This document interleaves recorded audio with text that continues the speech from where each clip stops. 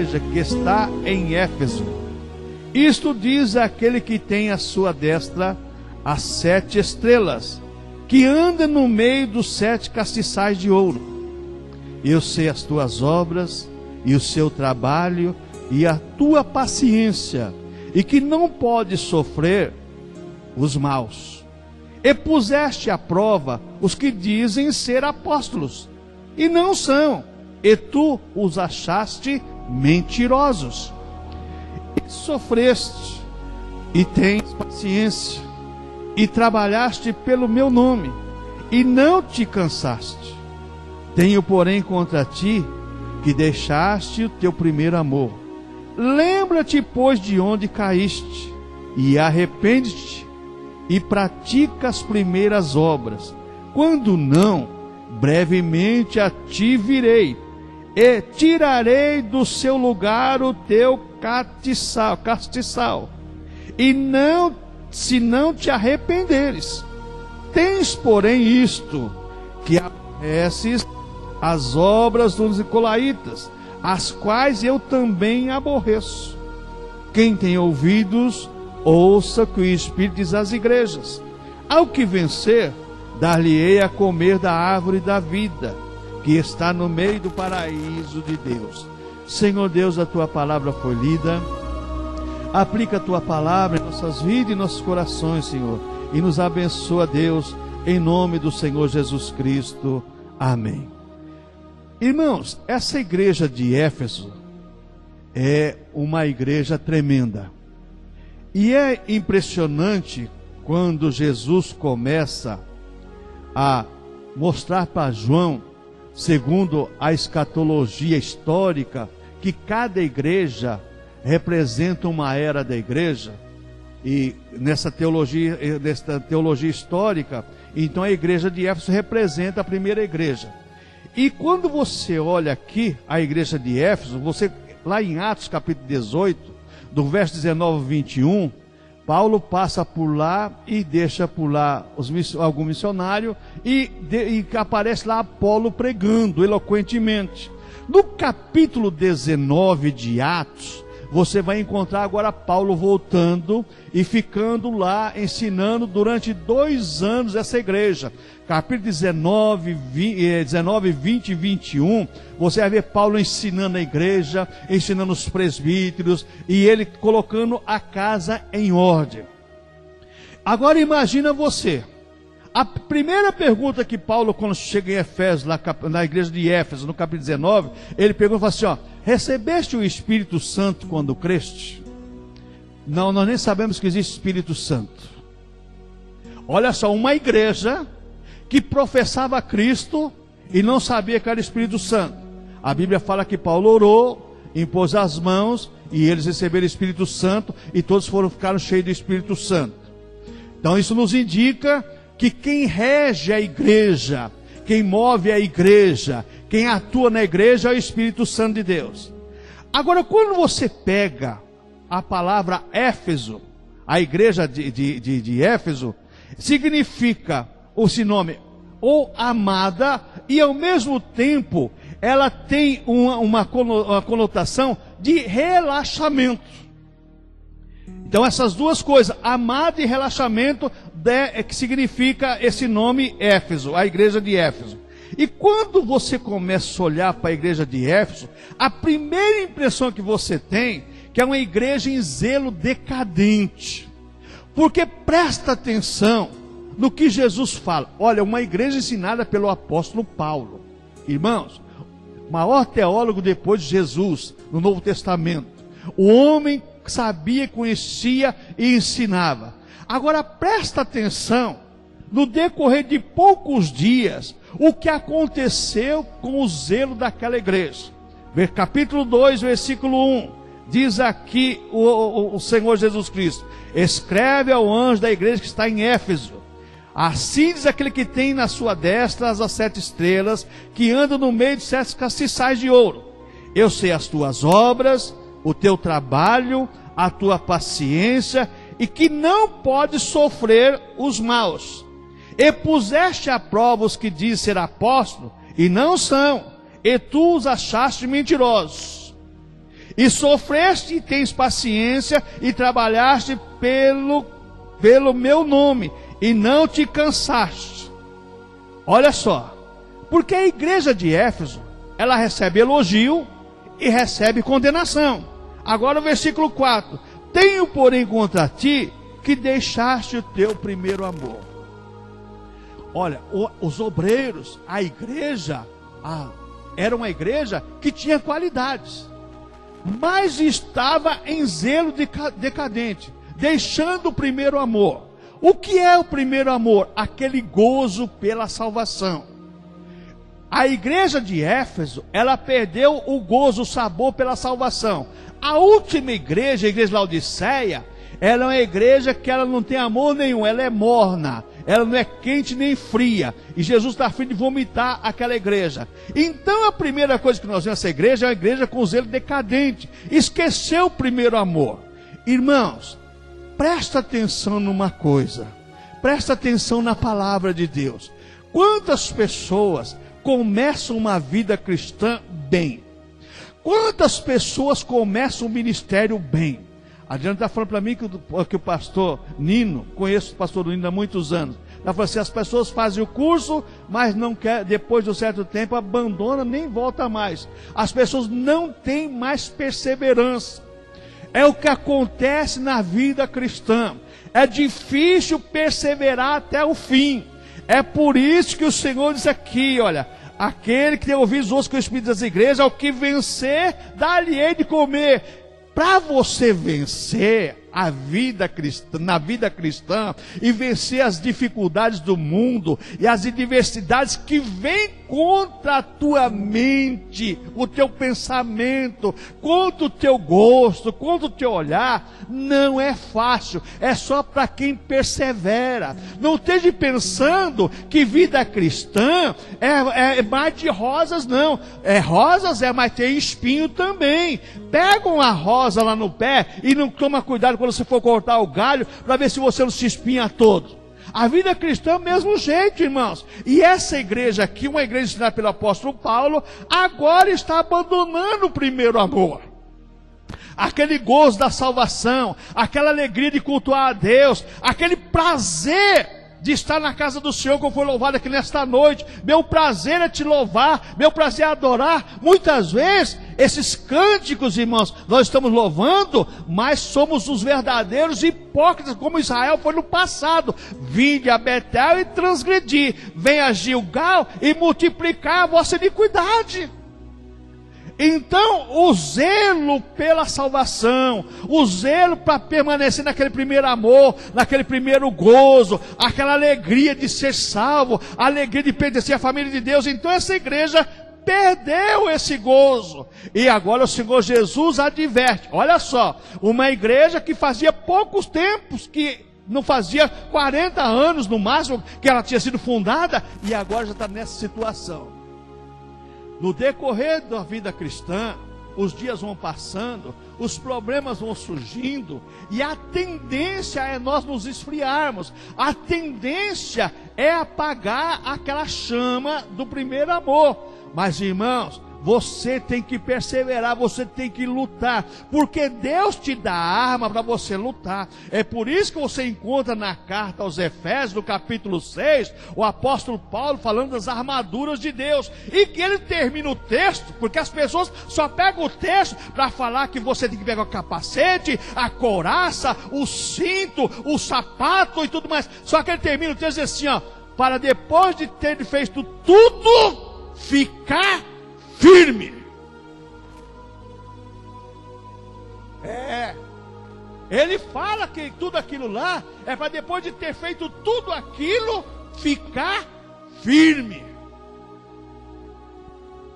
Não adianta nós sermos revestidos do Espírito Santo, nós sermos cheios do Espírito Santo, Deus nos concedeu o Espírito Santo, e não permanecermos na alegria do Espírito Santo. Então essa igreja, ela é uma igreja que mostra, em primeiro lugar, um zelo decadente. Por quê? Abandonou o primeiro amor. E era uma igreja, irmãos, que aos olhos humanos tinha qualidade tremenda. porque o Senhor estava no meio dela, o Senhor estava visitando os seus obreiros, o Senhor sabia de tudo que acontecia, sabia das obras que eles faziam, do trabalho, da paciência do obreiro, sabia de tudo, sabia que ele tinha colocado à prova aqueles que diziam apóstolos não eram mentirosos, sabia de tudo isso, sabia da paciência que eles tinham sofrido. Deus sabia de tudo, Deus sabe de tudo o que acontece conosco. Só que Deus não aceita desculpa da nossa parte para sermos negligentes. Essa é a questão. Deus não aceita desculpa da nossa parte para sermos negligentes, porque Ele nos capacita para perseverarmos, para permanecermos. As armas que Deus nos dá através do Espírito Santo é para nós preservarmos a vida cristã, é para nós andarmos na presença do Senhor. Então não tem desculpa. Ah, Senhor, eu não pude. Deus fala assim: eu te dei a ferramenta. Eu te dei a ferramenta. Você não está usando a ferramenta porque você não quer. E quando você começa a olhar para essa igreja, dizer decadente, você começa com essas igrejas do Apocalipse, Éfeso, Pérgamo, Tiatira, Sardes, elas receberam elogio e condenação. A igreja de Esmirna e Filadélfia só receberam elogio, mas a igreja de Laodiceia só recebeu condenação. Então, muitas vezes na vida cristã, aos momentos que nós estamos com o Senhor, temos elogio do Senhor. No momento que estamos frios, que estamos fracos, recebemos condenação do Senhor. Para existir um equilíbrio espiritual, nós temos que tomar muito cuidado, irmãos. Porque eu sempre falo, quando a gente cresce muito na graça, se torna engraçado.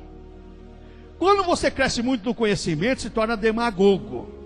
Equilíbrio espiritual. Vida de oração não é na igreja. Vida de oração é em casa. Você tem que orar na madrugada. Você tem que orar no seu trabalho. Ah, mas no trabalho dá para orar sim. O tempo você vai no banheiro, você tem 2 minutinhos para você orar? Tem. Não precisa orar 2 horas. Oração longa não quer dizer nada não. Oração curta. A oração de Jesus para fazer os milagres foi tudo curtinha. Foi tudo curtinha. Não precisa ficar dobrar o joelho. Às vezes você em pé, você orando dentro do banheiro ou sentado no banheiro, você vai conquistar muita coisa. Então a vida de oração, ela vai ajudar você a perseverar na sua caminhada cristã. A leitura da palavra de Deus, para não perder esse zelo. Porque quando nós esquecemos da nossa vida de oração, quando nós esquecemos da leitura da palavra de Deus, automaticamente, irmãos, é o que a Bíblia diz, um abismo chama outro abismo. Você não lê a Bíblia hoje, amanhã você não vai ler, vai ser difícil. Você não lê a Bíblia hoje e amanhã, você vai ser lendo no domingo na igreja.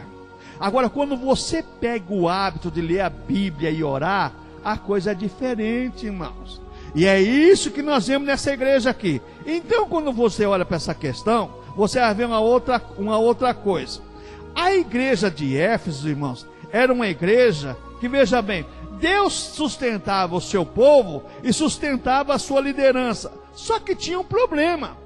Tanto o povo como a liderança estavam esquecendo das promessas de Deus. E quando você olha para essa questão, na época o pastor de Éfeso, com certeza que quando João teve essa visão que Jesus falou, o pastor, alguns dizem que não era Tíquico, mas com certeza era Tíquico que estava dirigindo lá. Depois do exílio, que João voltou para Éfeso.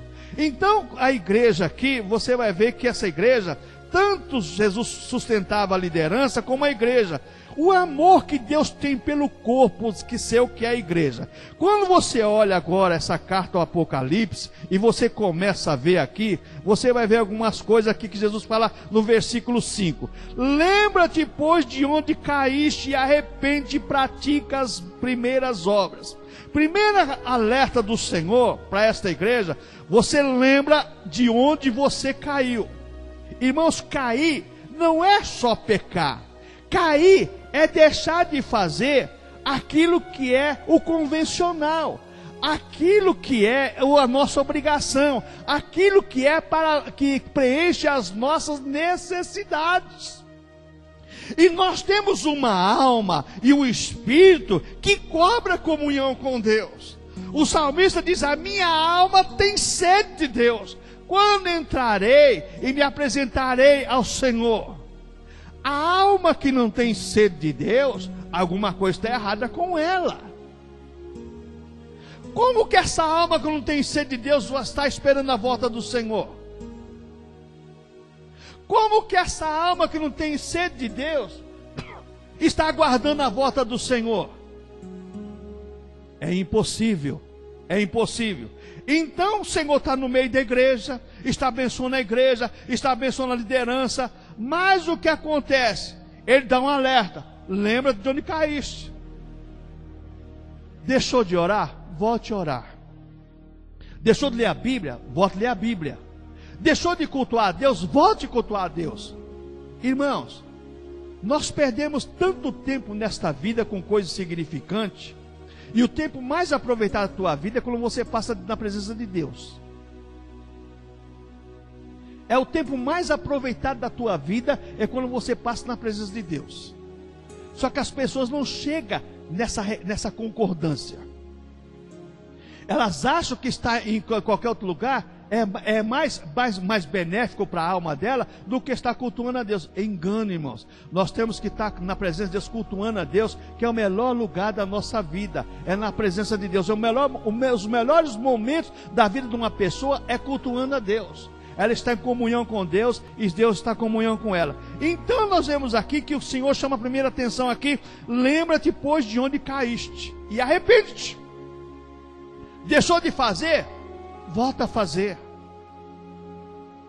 Fala para o Senhor: Senhor, eu quero voltar. Me dá força para novamente eu orar, para novamente eu ler a Bíblia, para novamente eu cultuar o teu nome. Sabe por que isso, irmãos?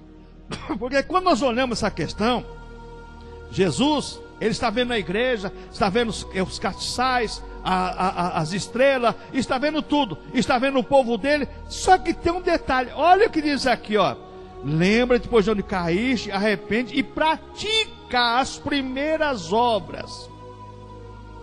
Pratica as primeiras obras. Volta à atividade.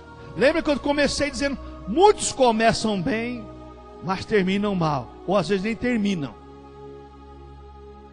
Pessoa, final do ano, vou Natal, vou no Novo, vou comer, encher a pança, porque depois do dia 1º, regime na certa.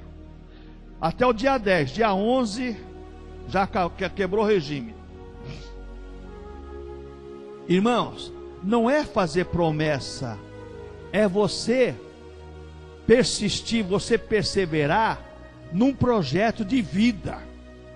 A vida cristã, Deus tem um projeto de vida para todos nós, eterno tem. Mas quem sustenta esse projeto de vida eterna que Deus te deu é você. Através da oração, do jejum e da leitura da palavra. Deus te dá todas as ferramentas para você perseverar na vida cristã. Você tem o Espírito Santo que Ele já te dá, você tem a palavra, você tem a oração. Então, quando a gente olha nessa igreja com o zelo decadente, a igreja está decaindo, agora Deus chama a atenção: lembra-te de onde caíste, arrepende e pratica as primeiras obras. Volta ao primeiro amor. Volta àquilo que você fazia e que satisfazia a tua alma. Presta atenção no que eu vou dizer. Por que existe tantos cristãos afastados hoje, chamados desigrejados? A culpa é de todo mundo, menos deles. Menos deles. Não assume a responsabilidade. Deixaram de orar, deixaram de ler a Bíblia, deixaram de cultuar a Deus, e todo mundo é culpado, menos eles. Essa é a verdade, irmãos. E Jesus chama a atenção aqui: lembra-te e volta a praticar. Ô irmãos, não é coisa do outro mundo, é o que está escrito na palavra de Deus. E agora você vê aqui o Senhor falando assim, ó: lembra-te, pois, de onde caíste, arrepende e pratica as primeiras obras. Aquilo dava certo, aquilo fazia você bem, você se sentia bem, você louvava, você adorava, você era frequente. volta a praticar isso.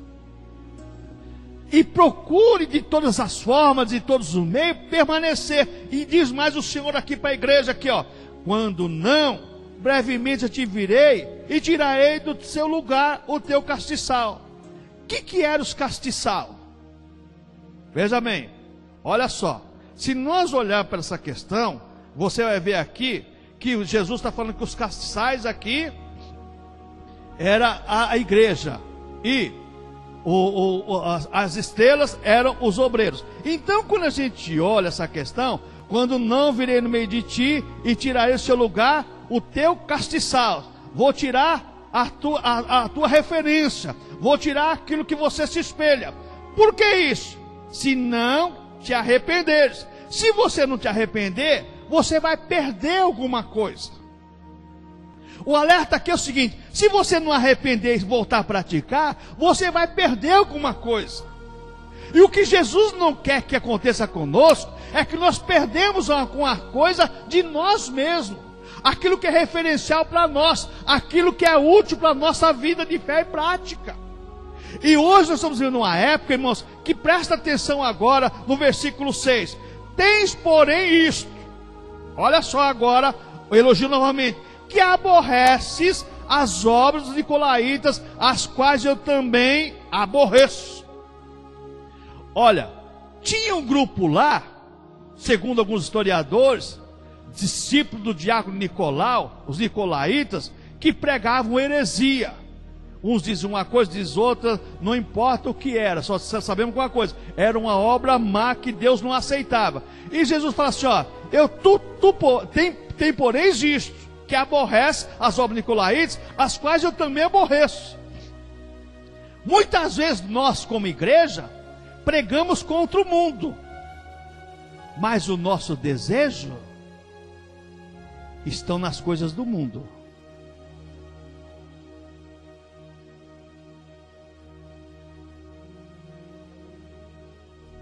Posso ouvir um amém? Esse é o ensinamento mais tremendo dessa carta. A igreja aborrecia a pregação do pecado, aborrecia o pecado, pregava contra o pecado, mas veja bem o que acontecia: ela estava olhando para o pecado também. Muitas pessoas hoje, irmãos, diz que prega contra o mundo, mas os olhos dela estão fitos no mundo. As coisas do mundo é um atrativo para ela. Igreja, no fim dos tempos, o Satanás vai tentar seduzir pelo belo, pelo bonito. Cuidado com isso. Então o que nós vemos nessa igreja aí, irmãos? Nós vemos que essa igreja é uma igreja com a vida espiritual oscilante. Ora com Deus e ora sem Deus. Momentos com Deus e momentos sem Deus. Uma igreja com vida espiritual oscilante. Irmãos, esse é o perfil da maioria dos cristãos hoje. Ora a vida com Deus e ora a vida sem Deus. Irmãos, Jesus falou que ninguém pode servir a dois senhores. Ninguém. Porque você vai aborrecer alguém. Você vai aborrecer um dos dois, você vai aborrecer. Ninguém pode servir os dois senhores. E Pedro fala assim, ó: se somos escravos do pecado, somos servos do pecado. Mas se somos escravos de Cristo, somos servos de Cristo. Essa é uma verdade inegociável. Então não podemos ter uma vida espiritual oscilante. Ora com Jesus, ora sem Jesus. No momento que eu estou no culto na igreja, eu estou com Jesus. No momento que eu sair do culto, sair da igreja, minha vida agora é minha. Eu vivo da maneira que eu quero. Tá certo. Só que você está correndo sério risco, porque você está abandonando teu primeiro amor e você está negociando a sua fé. E quando negocia a fé, é um problema sério. Se tem uma coisa que não podemos negociar, é a nossa fé e as nossas convicções na vida eterna. Porque Jesus nos salva para vivermos eternamente com Ele. Então, quando a gente olha para essa questão, a igreja de Éfeso recebeu louvor, recebeu, veja bem, advertência. Por quê? Porque quando você olha para essa igreja, você vê que algumas verdades, algumas virtudes são inegociáveis. Nada impede, veja bem, de Deus condenar as nossas atitudes erradas, não. Pelo contrário, Deus tenta consertar nossas atitudes erradas, mostrando para nós o defeito da nossa vida cristã.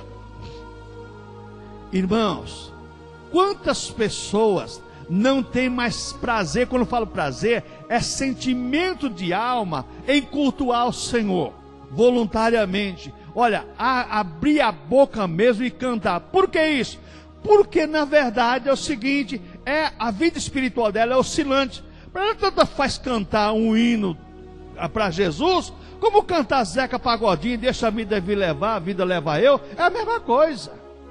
Para ela é a mesma coisa. E não é desse jeito, irmãos, não é desse jeito. Nós temos que tomar muito cuidado com isso. Então nós não podemos negligenciar essas situações. A nossa vida espiritual não pode ser oscilante. Temos momentos difíceis? Temos, irmãos, todos nós temos. Temos dificuldade? Temos, irmãos. Mas nós temos que batalhar pela fé, batalhar pela fé. Jesus falou que depois de João Batista, o reino de Deus é tomado à força. É com luta, é com perseverança.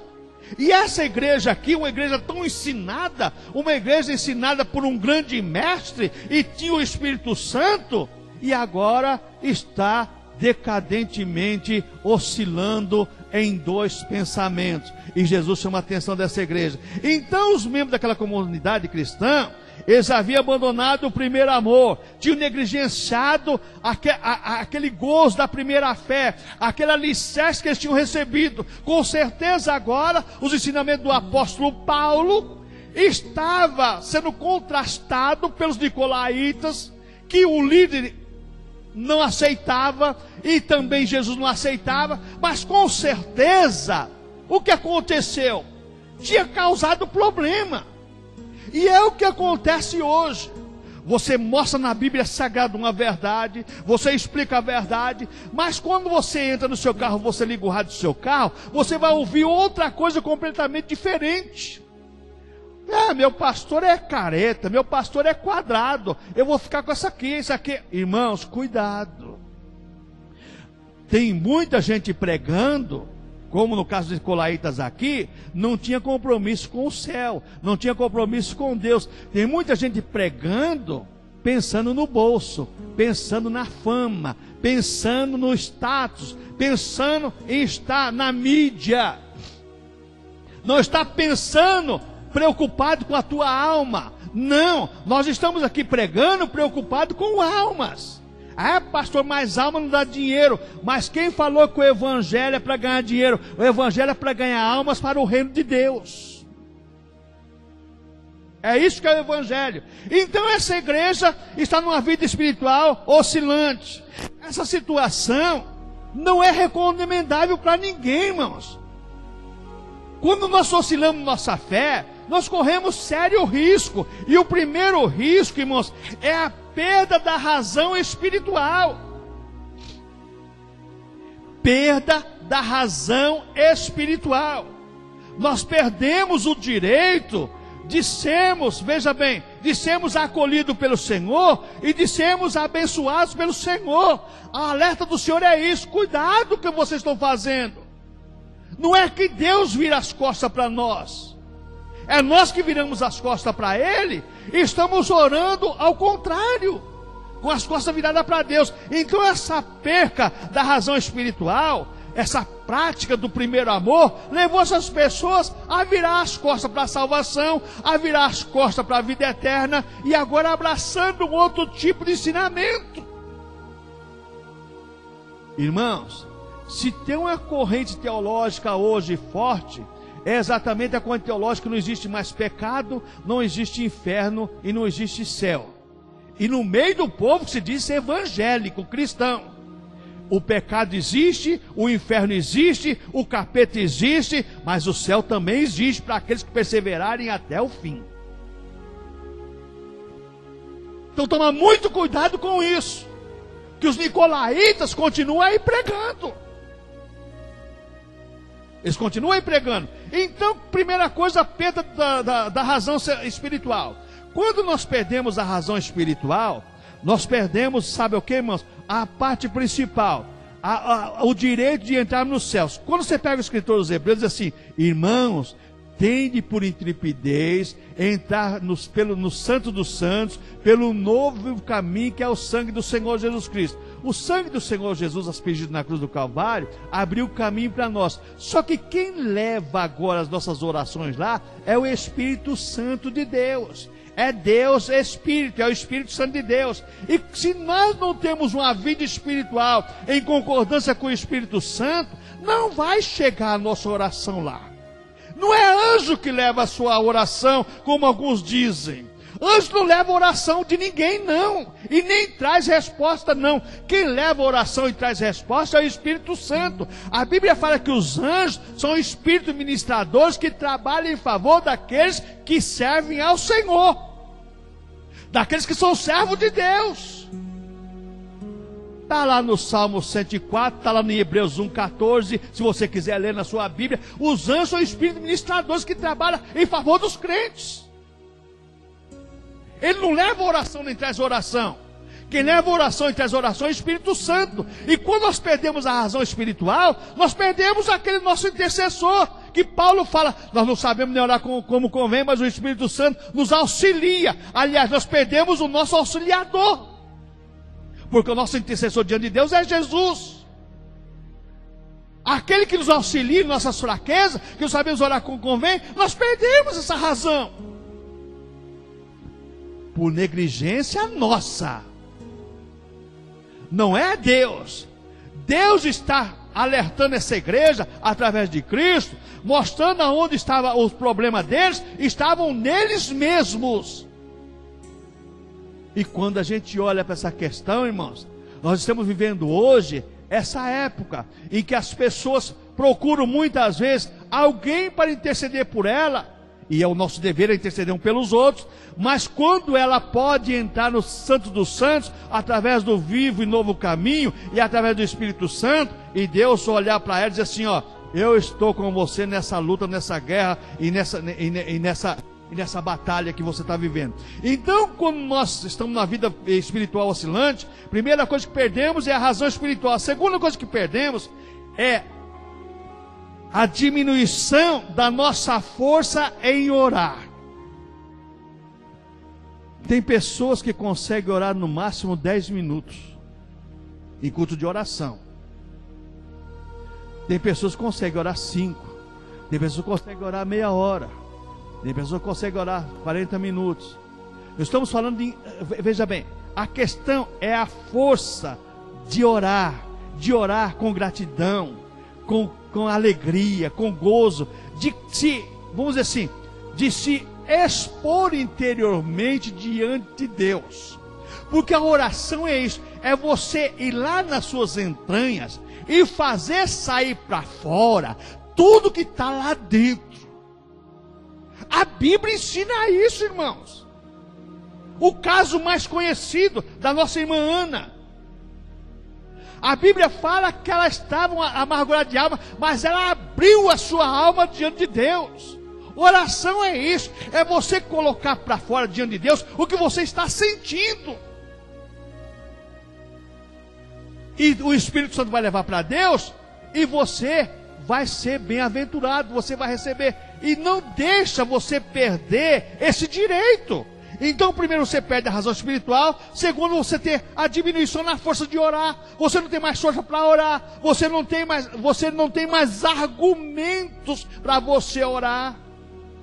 Ah, acabou essas minhas palavras. Eu sei que tem dia que é difícil. Tem dia que é difícil você orar? Tem. Mas eu tenho o meu remédio. O meu remédio eu tenho. Senhor, estou diante do Senhor, seco e oco. Não, ó, o Senhor vai me ajudar. E começo a louvar o Senhor.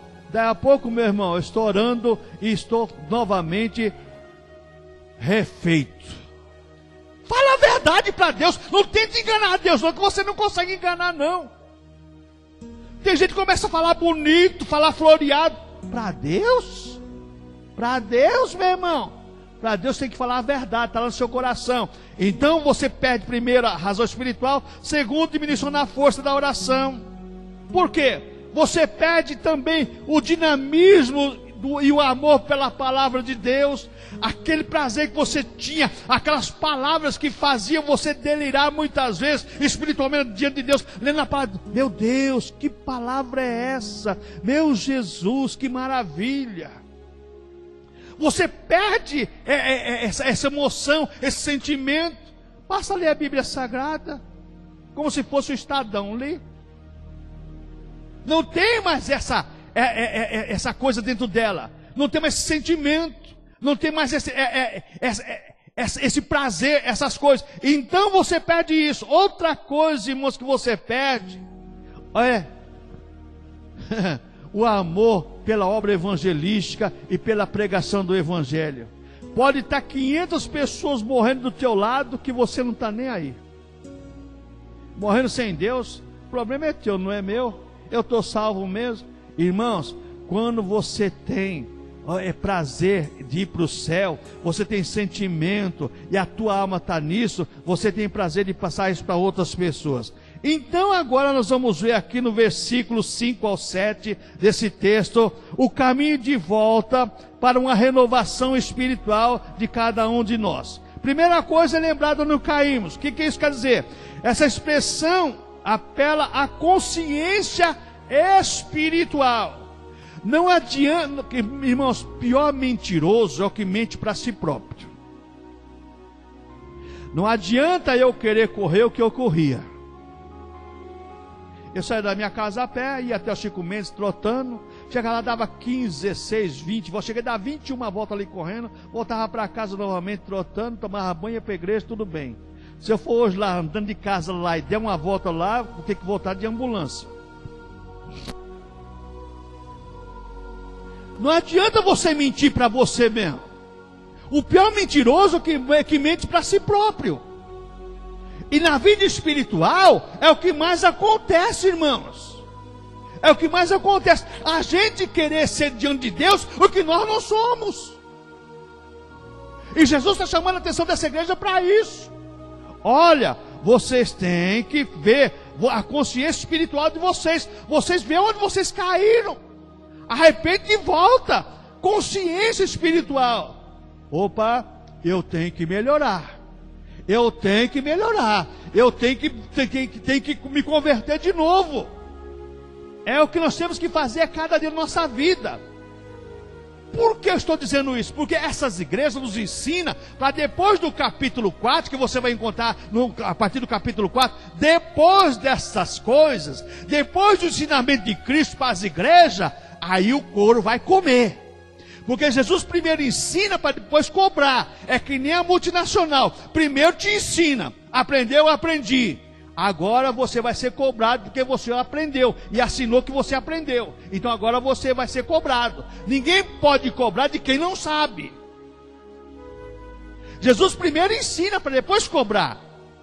Então você vai ver aqui que essa igreja aqui agora, Jesus chamando a atenção para a consciência espiritual dela. É o que acontece com muitas igrejas hoje. Os líderes estão frios, a igreja está fria, mas as pessoas, está tudo bem, está tudo normal, não tem problema. Tem sim, irmãos, porque a nossa alma é que conta. A nossa alma é que conta. A nossa vida espiritual conta muito, porque nós temos um compromisso com Deus. Então a nossa consciência espiritual tem que estar, irmãos, diante do Senhor, bem ajustada. Olha, se eu não estou diante do Senhor como deveria estar, eu tenho que melhorar. Outra coisa, irmãos, esse chamado do Senhor possibilita novamente o quê? Possibilita a oportunidade de um reajuste na minha vida. Jesus é tão amoroso, tão carinhoso, que ele diz aqui, ó, lembra depois de onde caíste, arrepende e pratica as primeiras obras. Jesus, ele chama a atenção da nossa consciência espiritual. Por que isso? Para possibilitar a oportunidade de um ajuste em nossa vida. Eu quero que você melhore, eu quero que você volte àquilo que você era, eu quero que você seja aquilo que você foi. Lembra quando o Senhor Jesus ressuscitou e apareceu aos discípulos, que foi conversar particularmente com Pedro? Pedro, tu me amas? Senhor, sabes que eu te amo. Pedro, você me ama? Senhor, o Senhor sabe que eu te amo. Terceira vez, Pedro, tu me amas? A Bíblia fala que Pedro ficou sem resposta. Irmãos, nós temos que aprender uma coisa: diante de Deus, Deus conhece o teu interior mais do que você mesmo. Que a Bíblia fala que palavra não chegou na tua boca, Deus já sabe o que você vai dizer. Olha que Deus que nós temos. Então toma muito cuidado com isso. Deus possibilita a oportunidade de um reajuste em nossa vida. Ele permite e nos dá a oportunidade de voltarmos para Ele, porque Ele sempre está de braços abertos, irmãos. Deus está sempre de braços abertos. É nós que fechamos os braços e cruzamos os braços e não queremos abraçar a Deus. Pega a parábola do filho pródigo, o ensinamento para isso. Quando o filho dizia: eu quero comer a bolota de porco, estou morrendo de fome, mas não posso comer nem o que o porco come. Ele não podia comer o que os porcos comiam. A Bíblia deixa bem claro isso lá no texto. Voltarei para o meu pai, porque lá os seus trabalhadores têm abundância de comida. Voltarei a dizer: pai, pequei contra ti e contra todos. Me adote como um dos teus empregados. O que foi que aconteceu? Voltou. O pai não adotou ele como empregado, mas sim como filho querido. Fez uma festa, recebeu ele, deu roupa, colocou o anel, fez tudo do direito de filho. Deus, irmãos, Ele quer que a sua igreja reconheça que Ele é um Deus de amor e que está propício a nos ajudar em qualquer situação da nossa vida. Só depende de cada um de nós, irmãos. Mas às vezes a nossa teimosia é tanta, que o prejuízo na nossa vida espiritual é maior do que a nossa teimosia. Só quem perdemos somos nós, irmãos. Deus, irmãos, não perde nada não. Deus não perde nada não. Ah, Deus vai me perder. Deus não vai perder você não, Ele não perde não. Deus, ele ganhou você através de Jesus na cruz do Calvário. Se você se perder, o problema é seu, não é de Deus não. Então, primeira coisa que nós vemos exatamente é isso: a renovação de voltarmos o caminho para Deus, um compromisso de voltarmos para o Senhor, uma nova renovação espiritual, uma consciência da onde estamos errados, de onde estamos falhando, aonde podemos melhorar. Outra coisa, irmãos, o Senhor repreende essa igreja de Éfeso, por quê? Quando a gente olha a questão da igreja de Éfeso, você vai ver alguma coisa. Ela tinha obscurecido a sua visão espiritual de si própria. Ela tinha obscurecido a sua visão espiritual de si própria. Ela não estava vendo o seu erro próprio. Muitas pessoas hoje estão nessa situação. Elas veem o erro dos outros, vê a falha dos outros, mas não vê. E Jesus falou isso em Mateus capítulo 7. Não julgueis para que não sejais julgados. Porque com a mesma medida que você julgar, você vai ser julgado. Então o que acontece? Quando você vai julgar, você tem que estar acima do julgado. O juiz só julga o bandido porque ele está acima do bandido. Ele é a lei, representa a lei. Porque se ele for bandido também, como é que ele vai julgar? Não pode julgar. Então o que acontece aqui? Nós vamos ver exatamente essa questão. Olha, essa igreja agora, ela estava vendo o erro dos outros, mas não via o seu erro próprio. Ela tinha obscurecido sua visão espiritual, e agora o que aconteceu? Ela estava apática no reino espiritual. Ah não, nós aqui estamos bem. Irmãos, eu aprendi uma coisa num curso que eu fiz de qualidade total. Dizia, terminando o curso, dizia assim, ó: melhorar continuamente. Eu curso de qualidade total. Se encerra o curso dizendo assim, ó: melhorar continuamente. Você nunca pode estar satisfeito com aquilo que você adquiriu. Sempre você tem que estar melhorando na sua vida espiritual, em qualquer área da sua vida profissional, você tem que melhorar continuamente. Aquele que se formou, pegou o certificado, colocou no quadro, na moldura bonita, mas não se aprimora dia a dia, é um profissional fracassado. A vida espiritual é do mesmo jeito, irmãos. Para nós estarmos preparados para o arrebatamento, isso aqui são critérios para a nossa vida cristã. É cotidiano. Eu tenho que melhorar continuamente. É contínuo. É dia a dia. Ontem foi uma coisa, hoje é outra. Então, eu tenho que melhorar continuamente, porque essa igreja, ela tinha obscurecido a sua visão espiritual. Olhava os outros, como hoje a gente olha os outros, mas não olhamos para nós mesmos. E lá no meio da minha terra lá, tem um ditado que diz assim: o macaco, né, senta em cima dele, mas olha os outros. Olhar os outros é fácil, e ficar achando defeito dos outros é fácil, mas olhar nós mesmos e achar defeito em nós, não. Eu sou uma pessoa, rapaz, eu sou o cara que não tem defeito. Quem não tem defeito, atira a primeira pedra. Quem não tem defeito? Agora, você a analisar seus defeitos, é a maior virtude do ser humano, é analisar seus próprios defeitos, é analisar sua própria vida espiritual. Acusar os outros é fácil, ó, o dedo acusando, ó, mas tem 3 para mim aqui, ó. Cuidado com isso, irmãos. Essa igreja nos ensina isso. Outra coisa, irmãos, essa igreja, além de perder a visão espiritual, gerou uma apatia. Aquela que está tudo bem, está tudo certo. A casa caiu, mas está tudo certo, está tudo bem, sabe? Não é assim mesmo. Irmãos, melhorar. Nosso presbitério, o lema desse ano é melhorar. Vamos melhorar. Temos que melhorar, irmãos. Porque se nós não melhorarmos, nós vamos perder o que de melhor, o maior tesouro que nós recebemos na nossa vida. Talvez você tenha recebido uma herança grande, sei lá, que você tenha recebido, mas a maior herança que você recebeu foi a salvação da tua alma para viver eternamente com o Senhor. Essa é a maior herança e você não pode negociar essa herança por nada. Para encerrarmos, irmãos, a recompensa para aquele que vencer está exatamente aqui no versículo 7. Ao que vencer, dá-lhe a comer da árvore da vida que está no meio do paraíso de Deus. Lá em Apocalipse 22, nós vamos encontrar essa árvore da vida. Ao que vencer. Está dizendo assim, não é toda a igreja de Éfeso que ia vencer. Ao que vencer. Presta bem atenção na separação. Existe muita gente que não quer nada com salvação. Existe muita gente que está tudo certo, mas não está certo não.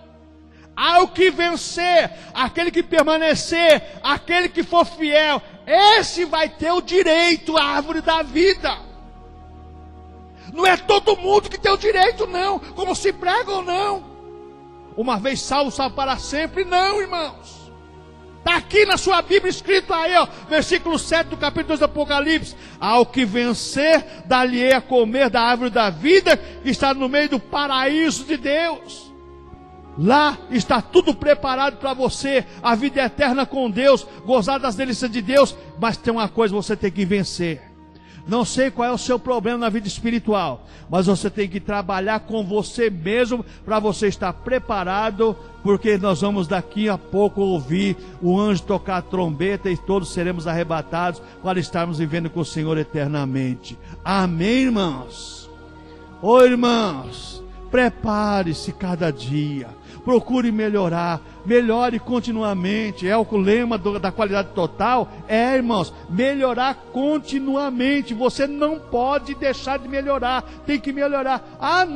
Irmãos, o perigo do pentecostal é esse. Nós nos convertemos a ensina. Geralmente as pessoas dizem, eu não.